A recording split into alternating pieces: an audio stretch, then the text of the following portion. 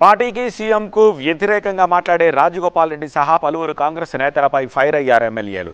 ఎంతటి వారైనా కఠిన చర్యలు తీసుకోకపోతే పార్టీకి కార్యకర్తలకు నష్టం జరుగుతోంది అన్నారు. సొంత పార్టీ వారే విపక్షాలకు అస్త్రాలు ఇచ్చేలా మాట్లాడడం కరెక్ట్ కాదు అంటున్నారు ఎమ్మెల్యేలు. పీసీసీ, ఏఐసీసీ కఠిన చర్యలు తీసుకోవాలని డిమాండ్ చేశారు. నెంబర్ 1 పొజిషన్ నుంచి వదిలిపెట్టుకుంటే ఇప్పుడు ఎవరున్నా ఆయన మంత్రివర్గంలో కానీ ఎవరు కానీ ఎంతమంది ఉద్యమకారులు ఉన్నారో, ఎంతమంది కాంగ్రెస్ పార్టీలో నాకు తెలుసు, ప్రజలందరికీ కూడా తెలుసు. నేను పెద్దగా ప్రత్యేకంగా వాళ్ళ పేర్లను ప్రస్తావించాల్సిన అవసరం లేదు.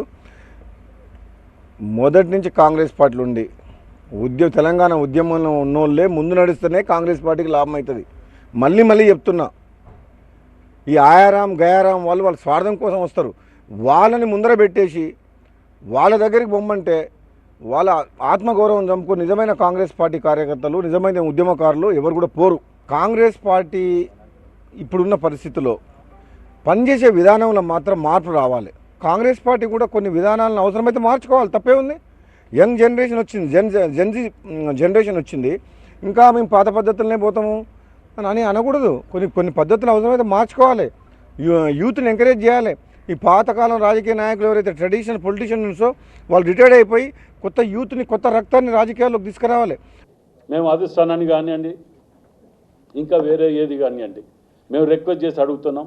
ఇలాంటి వాటిని ఇక ముందు జరగకుండా, జరిగితే తక్షణం బహిష్కరించే విధంగా ఎంతటి వారైనా పర్లే, ఏ కులమైనా పర్లే, ఎవరైనా పర్లే, ఆ నిర్ణయం తీసుకోకపోతే కార్యకర్తలల్లా చాలా నష్టపోయే ప్రమాదం ఉన్నది. అది కూడా చెప్పిన అప్పుడు కూడా మేము స్పందించినాం. మేము మీరు విన్నారో లేదో కానీ మేము అప్పుడు కూడా స్పందించినాం.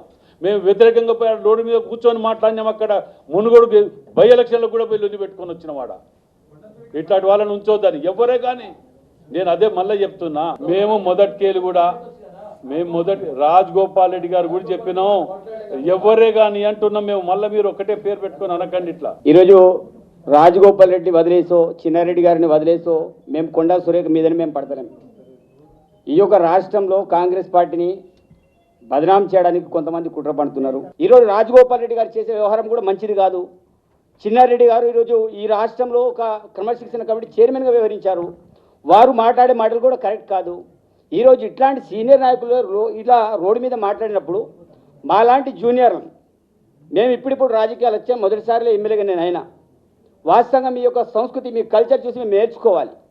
ఈరోజు కాంగ్రెస్ పార్టీలు ఉంటూ కాంగ్రెస్ పార్టీలోనే ఖతం చేసే ప్రయత్నంలో వీరంతా కూడా చేస్తున్న తతంగం అంతా కూడా చూస్తున్నాం.